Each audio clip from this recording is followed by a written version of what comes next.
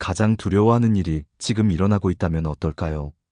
우리는 살아가며 늘 불안을 품습니다. 사랑하는 이와의 이별, 마음 깊이 새겨진 소중한 기억의 잊혀짐, 그리고 시간이 흐르며 나 자신이 변해가며 더 고독해질 것에 대한 두려움. 오늘은 나이가 들어감에 따라 마주하게 되는 가장 가슴 아픈 5가지를 이야기하려 합니다. 첫 번째는 젊은 시절의 친구들이 하나둘씩 우리 곁을 떠나는 것입니다. 젊었던 날, 친구들은 우리의 전부였습니다. 그들과 함께 웃고 울며 인생의 크고 작은 순간들을 나누었지요. 그러나 세월이 흘러 친구들이 점차 곁을 떠납니다. 병으로 인해 혹은 먼 곳으로 이주하며 때로는 자연스레 멀어지는 관계 속에서 우리는 빈자리를 실감합니다. 이것은 단순히 사람이 사라지는 문제가 아닙니다. 친구가 떠난다는 것은 곧 나의 일부가 함께 소멸되는 듯한 아픔입니다. 우리가 함께 쌓아 올린 추억, 그리고 그 추억 안에서 나의 모습을 발견할 수 있었던 거울이 사라지는 것이니까요. 철학자 아리스토텔레스는 인간은 사회적 동물이라고 하였습니다. 우리는 관계 속에서 살아가며 의미를 찾고 그 연결고리가 우리의 존재를 더 깊이 느끼게 합니다. 하지만 관계의 단절은 그 모든 연결이 끊어진 듯한 상실감을 줍니다.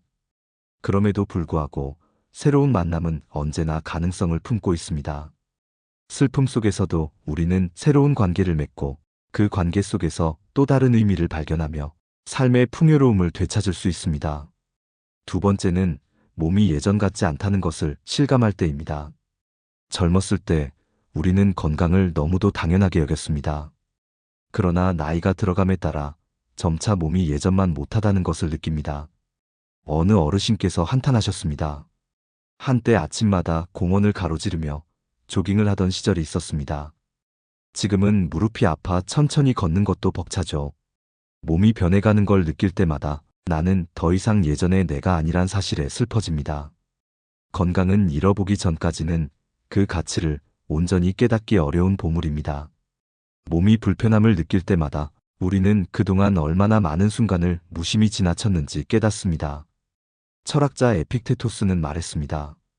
우리가 통제할 수 없는 것에 대해 고민하지 말고 통제할 수 있는 것에 집중하라. 우리가 잃은 것에 대해 슬퍼하는 대신 남아있는 것들을 소중히 여기며 살아갈 필요가 있습니다.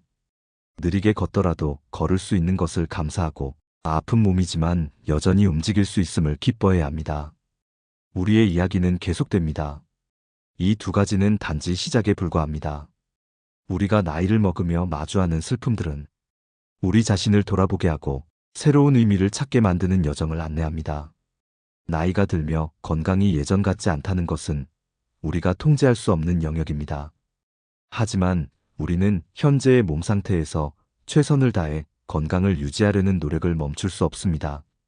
한때 당연하게 여겼던 기민한 움직임과 단단한 체력은 이제 추억 속의 흔적처럼 아련하지만 그럼에도 불구하고 규칙적인 운동과 균형 잡힌 식단, 그리고 긍정적인 마음가짐은 나이 들 속에서도 삶을 충만하게 만드는 열쇠가 됩니다. 아침 햇살을 마주하며 천천히 걷는 발걸음은 더 이상 조급함에 쫓기지 않는 여유를 느끼게 하고 소박한 한 끼는 과거의 풍요로움보다 더 깊은 만족을 줍니다. 몸은 예전만 못할지라도 우리는 여전히 지금의 몸과 함께 삶을 누릴 수 있습니다. 세 번째는 가족과의 거리감입니다. 명자 씨는 자녀들이 모두 성장하여 자신의 가정을 이루고 떠났을 때의 깊은 공허함을 털어놓았습니다. 아이들이 어렸을 때는 나를 필요로 했습니다. 내가 없으면 안 되는 존재였죠. 그런데 이제는 그들도 자신의 삶을 살아가며 내가 아닌 누군가를 더 의지합니다. 내가 그들에게 있어 중심이 아니라 주변부가 되어버린 듯한 기분이 들 때 그 슬픔은 이루 말할 수 없습니다. 많은 것을 희생하며 사랑했지만 그들이 떠나는 것이 너무도 자연스러운 일이라는 것을 알기에 오히려 더 아프게 느껴지기도 합니다. 철학자 헤겔은 인생의 과정을 변증법적 발전으로 보았습니다. 그는 삶이 끊임없이 변화하며 그 속에서 어둠과 이름이 반복된다고 말합니다. 부모로서 자녀들이 독립하는 일은 어쩌면 가장 큰 슬픔 중 하나일 수 있지만 그것은 그들이 자신만의 삶을 살아가고 있다는 긍정적인 신호이기도 합니다. 부모와 자녀 사이의 관계 변화는 자연스러운 흐름이며 그 과정 속에서 부모는 새로운 역할을 찾아야 합니다. 부모로서 더 이상 곁에 머무는 존재가 아니라 멀리서 지켜보며 응원하는 든든한 뿌리로 변하는 것이 필요한 시점이 찾아옵니다. 네 번째는 꿈과 목표가 무의미해진다는 느낌입니다. 젊은 시절, 우리는 크고 작은 꿈들로 가득 찬 삶을 살아갑니다. 큰 집을 소유하거나 멋진 차를 타고 싶은 욕망, 자신의 일에서 성공을 이루고 싶은 열망은 우리를 끊임없이 앞으로 나아가게 하는 원동력이 됩니다. 그러나 나이가 들수록 그러한 목표들은 점차 희미해지고 과거의 흔적처럼 느껴지며 우리에게 허무함을 안겨줍니다. 정동수 어르신께서는 이렇게 말씀하셨습니다. 젊었을 땐 내 일에 모든 걸 쏟아부었습니다. 승진도 하고 싶었고 더 많은 성과를 내기 위해 밤낮 없이 일했죠. 하지만 이제와 돌아보면 그것들이 정말로 나를 행복하게 해줬는지 잘 모르겠습니다. 이제는 그 모든 것들이 마치 손에서 흘러내린 모래알처럼 더덥게 느껴집니다. 하지만 꿈과 목표는 단지 결과물에 국한되지 않습니다. 그것들은 우리의 삶에 의미를 부여하고 그 과정 속에서 성장할 기회를 제공합니다. 나이가 들수록 우리는 과거의 꿈이 아닌 현재의 나를 반영하는 새로운 목표를 찾아야 합니다. 작은 것일지라도 하루를 온전히 살아가는데 의미를 부여하는 새로운 동기를 찾는 일이 중요합니다. 꿈이 사라졌다고 느껴질 때 그 빈자리는 새로운 시작을 품고 있는 또 다른 가능성임을 잊지 말아야 합니다. 나이가 들면서 그런 목표들보다 지금 내 앞에 있는 작은 행복들이 훨씬 소중하게 느껴집니다. 철학자 프리드리히 니체는 삶의 의미는 우리가 스스로 부여하는 것이라고 했습니다. 나이가 들며 과거에 품었던 꿈들이 희미해질 수 있지만 그 의미를 잃은 자리에 새로운 목표와 가치를 심는 것은 우리의 몫입니다. 바람에 흩날리는 낙엽이 아름답듯 작은 일상 속에서 행복을 찾고 그 안에서 삶의 가치를 느끼는 것이 중요합니다. 따뜻한 차 한 잔, 창문 너머로 비치는 석양, 그리고 누군가의 미소 속에서 우리는 다시 삶의 의미를 발견할 수 있습니다. 다섯 번째는 자신의 존재가 점점 작아진다는 느낌입니다. 김철수 어르신은 담담히 말씀하셨습니다. 예전에는 나도 누군가에게 꼭 필요한 사람이었죠. 가족에게도, 친구들에게도, 그리고 직장에서 동료들에게도 말입니다. 하지만 나이가 들면서 점점 내 역할이 줄어들고 내가 없어도 그들이 잘 살아가고 있는 모습을 보니 마치 나의 존재가 점점 사라지는 듯한 기분이 들어요. 철학자 장폴 사르트르는 인간의 존재는 그 자체로 고유한 의미가 있으며 우리는 우리의 선택과 행동을 통해 그 가치를 만들어간다고 말했습니다. 김철수 어르신의 말씀은 우리 모두에게 삶의 어느 순간이든 자신만의 방식으로 다른 이들에게 긍정적인 영향을 미칠 수 있다는 사실을 되새기게 합니다. 우리는 역할로서의 가치가 아닌 어떤 마음으로 살아가느냐에 따라 존재의 빛을 발할 수 있습니다. 며칠 전 저는 공원에서 이웃 아주머니를 우연히 만났습니다. 올해 70이 되셨다는 이정희 아주머니는 항상 천천히 공원을 산책하시는 모습으로 저의 눈길을 끌곤 했습니다. 그날도 여느 때처럼 벤치에 앉아 계시던 아주머니께 다가가 자연스럽게 이야기를 나누게 되었습니다. 아주머니는 자신의 인생 이야기를 담담히 풀어내셨습니다. 젊었을 땐 항상 목표를 세우고 열심히 달려갔어요. 남편과 함께 고생하며 집도 사고 아이들을 잘 키워내는 것이 전부였죠. 그런데 어느 날 문득 그렇게 이루고 싶었던 것들이 모두 이뤄졌을 때 허전함이 찾아왔어요. 잠시 멈추셨던 아주머니는 가을 바람에 흔들리는 나뭇가지를 바라보며 말을 이으셨습니다. 아이들은 자라서 떠나가고 남편도 몇 년 전에 세상을 떠났어요. 지금은 나 혼자 남아서 매일 공원을 산책하는 게 제 일과랍니다. 처음엔 이 고요함이 너무 힘들었어요. 마치 내 인생의 의미가 사라진 것 같았거든요. 그런데요, 시간이 지나면서 고요 속에서도 삶의 작은 행복들을 발견하게 되었어요. 오늘처럼 누군가와 대화를 나누는 순간도 그중 하나죠. 아주머니의 이야기를 들으며 저는 깊은 깨달음을 얻었습니다. 우리가 꿈꾸던 모든 것이 이루어진 후 남는 것은 결국 우리 자신입니다. 그러나 그것은 허무함만을 의미하지 않습니다. 마음의 빈자리는 새로운 의미로 채울 수 있는 가능성의 공간이기도 합니다.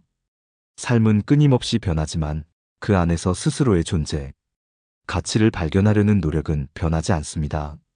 아주머니의 미소 속에서 그 빛나는 가능성을 보았습니다. 이정의 아주머니는 어느 날 자신을 위해 작은 목표들을 세우기 시작했다고 말씀하셨습니다. 매일 아침 해가 뜰 때까지 공원을 걸어요.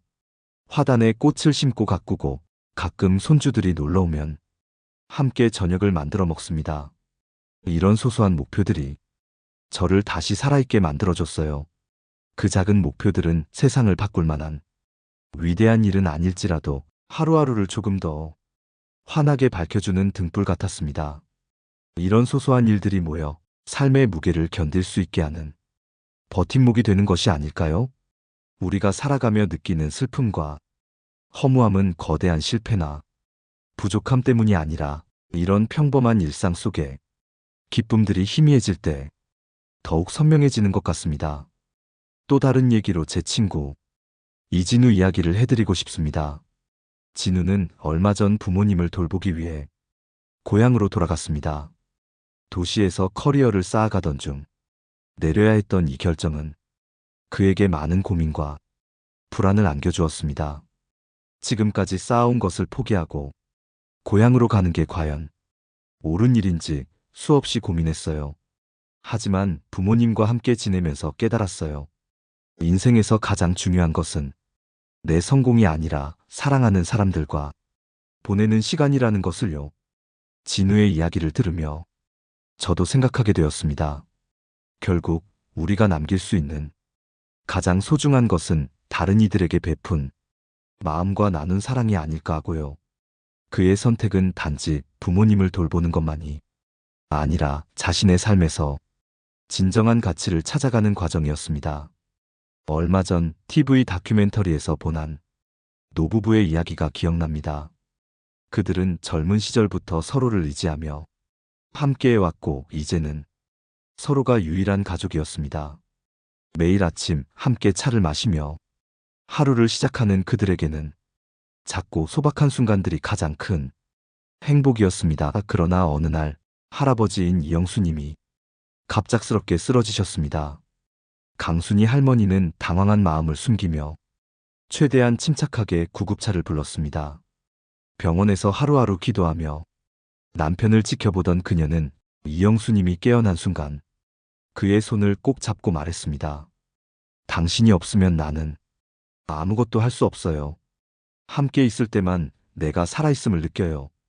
그들의 이야기는 단순히 오래된 사랑에 대한 것이 아니었습니다. 그것은 나이가 들수록 더욱 소중해지는 서로의 존재를 통해 완성되는 삶의 의미를 보여주는 것이었습니다. 이 노부부의 모습은 우리에게 말해줍니다. 삶이 아무리 고단해도 사랑하는 누군가와 함께라면 그 모든 순간이 살아가는 이유가 될 수 있다고요. 소소한 행복과 사랑의 가치를 알아야 합니다. 이정희 아주머니와 진우 씨, 그리고 노부부의 이야기를 통해 삶은 거창한 성취가 아니라 작은 행복을 발견하는 능력에서 의미를 찾을 수 있다는 것을 깨닫게 됩니다.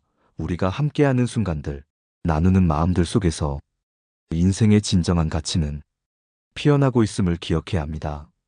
작은 목표와 사랑의 실천이 우리의 하루를 채우고 또 삶의 의미를 만들어갑니다. 이 이야기들을 보면서 저는 진정한 사랑의 의미에 대해 다시 한번 생각하게 되었습니다. 사랑이란 단순히 함께 웃고 즐거운 시간을 보내는 것만이 아니라 서로의 약함과 고통을 지켜봐주고 그 어려움을 함께 이겨내는 과정 속에서 깊어지는 것이라는 것을요. 그 깊이는 얕은 물결처럼 쉽게 흔들리는 것이 아니라 시간이 흐를수록 더 단단해지고 투명해지는 강물과도 같습니다. 노부부는 그들의 삶에서 많은 것을 잃었지만 서로에 대한 사랑만큼은 더욱 강해지고 있었습니다. 그들의 사랑은 마치 바람에 흔들리지 않는 나무처럼 시간과 고난 속에서도 뿌리를 깊이 내려 서로를 지탱해주고 있었습니다. 사랑은 때로는 희생을 요구합니다. 우리의 시간, 노력, 그리고 때로는 우리의 욕심과 기대를 내려놓아야 할 때도 있습니다. 그러나 그 모든 희생은 마치 희미했던 그림이 서서히 채색되어 가듯 우리 삶에 더 깊은 의미를 부여합니다. 노부부가 서로를 위해 자신을 기꺼이 희생하며 살아왔듯이 우리가 누군가를 진심으로 사랑할 때 그 사랑은 우리의 하루하루를 더욱 빛나게 만듭니다. 이와 비슷한 또 다른 이야기를 나누고 싶습니다. 제 친구 수진이는 장애를 가진 아이를 키우고 있습니다. 그녀는 처음에는 그 현실을 받아들이기가 너무 힘들었다고 말했습니다. 아이의 모습을 처음 봤을 때 세상이 무너지는 기분이었어요. 하지만 시간이 지나면서 아이가 내게 얼마나 큰 기쁨과 깨달음을 주는지 알게 되었어요. 아이가 웃을 때 내가 힘들었던 모든 순간들이 다 보상받는 것 같았죠. 수진이는 아이를 위해 자신의 많은 꿈과 계획을 포기했습니다. 그러나 그 과정 속에서 그녀는 아이와의 강한 유대감을 통해 자신이 진정으로 행복하다는 사실을 깨닫게 되었다고 합니다. 그녀는 말했습니다. 이 아이는 나에게 단순히 책임이 아니라 나의 삶에서 가장 빛나는 존재예요. 우리는 종종 사랑이 우리의 시간을 빼앗고 자유를 제한한다고 느낍니다. 그러나 진정한 사랑은 우리의 삶을 더 풍요롭게 만들고 우리가 누구인지를 깨닫게 해줍니다. 사랑을 통해 우리는 우리가 생각했던 것보다 더 강하고 더 깊이 연결되어 있음을 느끼게 됩니다. 철학자 마르틴 부버는 이렇게 말했습니다. 사람은 너와 나의 관계 속에서 자신의 존재를 확인한다. 우리의 삶이 단순히 자신만을 위한 것이 아니라 다른 사람과의 관계 속에서 의미를 찾을 때 우리는 비로소 온전해질 수 있습니다. 여러분, 혹시 지금 누군가를 사랑하며 그 사람과 함께하는 시간이 힘겹게 느껴지시나요? 그렇다면 오늘 그 사람과의 관계 속에서 진정한 의미를 찾아보는 것은 어떨까요? 사랑은 때로 어렵고 때로 고통스럽지만 그 모든 과정 속에서 우리는 성장하고 우리의 삶은 더 깊고 아름다워질 수 있습니다. 인생은 우리가 경험한 모든 순간들이 모여 만들어지는 이야기입니다. 그 안에는 슬픔과 외로움, 그리고 사랑과 기쁨이 복잡하게 얽혀 있습니다. 우리가 나이가 들어감에 따라 겪는 5가지 슬픔은 잃어가는 것들 속에서 새롭게 발견하는 것들로 채워지기도 합니다.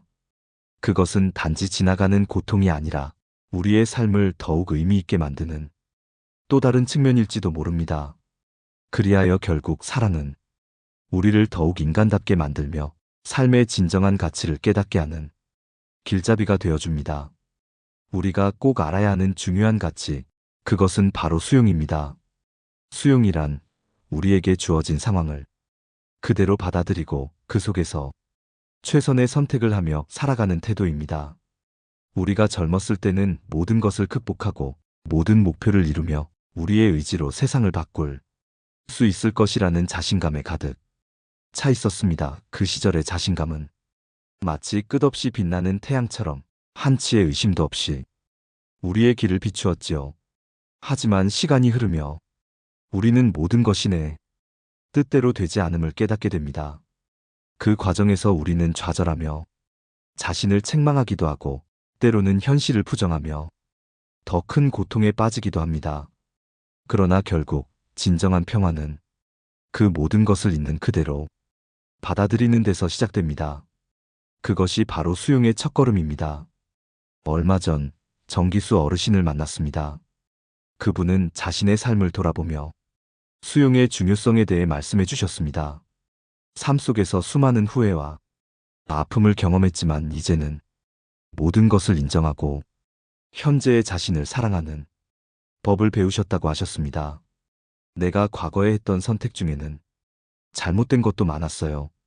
그로 인해 상처받고 후회했던 날도 많았죠. 하지만 지금 돌이켜보면 그 모든 실수와 고통이 나를 여기까지 데려다 준 것이에요. 지금 나는 내 자신과 화해하고 과거의 모든 아픔을 받아들이고 있습니다. 그래야 비로소 내가 나를 온전히 사랑할 수 있더군요. 이 이야기를 들으며 저는 깊은 울림을 느꼈습니다. 우리가 살아가며 반드시 배워야 할 것이 수용이라는 것을 다시금 깨달았습니다. 수용은 단순히 포기하거나 체념하는 것이 아닙니다. 그것은 우리의 상처와 결핍을 인정하고 그 안에서 새로운 가능성을 발견하는 과정입니다. 우리는 항상 더 나은 것을 추구하며 스스로를 채찍질합니다. 그러나 때로는 현재의 나를 인정하고 그동안 내가 걸어온 길을 받아들이며 스스로에게 따뜻한 위로를 건네는 것도 필요합니다. 그것이 바로 수용의 본질입니다. 사랑하고 함께 울고 웃었던 모든 순간들은 결국 우리에게 수용이 의미를 가르쳐 주었습니다. 사랑하는 사람을 떠나보내야 하는 슬픔 속에서도 우리는 그들과 함께했던 시간을 소중히 여기며 그 부재를 받아들입니다. 몸이 예전 같지 않다는 현실 속에서도 우리는 지금의 자신을 인정하고 그 안에서 할 수 있는 최선의 선택을 합니다. 가족과 멀어진 거리감을 느끼더라도 우리는 그 변화 속에서도 사랑을 유지하려 노력합니다. 철학자 에픽테토스는 이렇게 말했습니다. 우리가 통제할 수 없는 것에 대해 걱정하지 말고 우리가 통제할 수 있는 것에 집중하라. 우리는 시간의 흐름, 타인의 마음, 우리의 건강 등 많은 것을 통제할 수 없습니다. 하지만 우리가 통제할 수 있는 것은 그 모든 상황을 받아들이고 그 안에서 평화를 찾는 우리의 마음입니다. 수용은 우리를 약하게 만드는 것이 아니라 삶의 불확실성을 마주하며 더 단단해지게 만드는 힘입니다. 그것은 폭풍이 지나간 후 찾아오는 고요함처럼 우리의 내면을 정화하고 더 넓은 시야를 열어줍니다. 마지막으로 여러분께 묻고 싶습니다. 지금 여러분은 무엇을 수용하고 계신가요? 그리고 무엇을 수용하지 못해 스스로를 괴롭게 하고 있나요? 수용은 결코 쉽게 얻어지는 것이 아닙니다. 그러나 그 과정을 통해 우리는 더 깊은 평화와 행복을 얻게 됩니다. 수용은 우리의 삶을 풍요롭게 만들며 우리가 누구인지를 깨닫게 해주는 중요한 열쇠입니다. 오늘의 이야기를 통해 여러분이 수용의 의미를 다시금 되새기고 그 속에서 작은 행복이라도 발견할 수 있기를 진심으로 바랍니다. 삶은 우리의 의지로만 이루어지지 않습니다. 그러나 그 흐름 속에서 우리의 선택과 마음가짐은 큰 차이를 만들어냅니다. 여러분의 이야기는 저에게도 큰 힘이 됩니다. 댓글로 여러분의 생각과 경험을 나눠주시면 더 많은 공감을 나눌 수 있을 것입니다. 항상 함께 해주셔서 감사합니다. 여러분 모두 오늘 하루도 평온하고 따뜻하게 보내시기를 바랍니다. 노후의 라디오였습니다.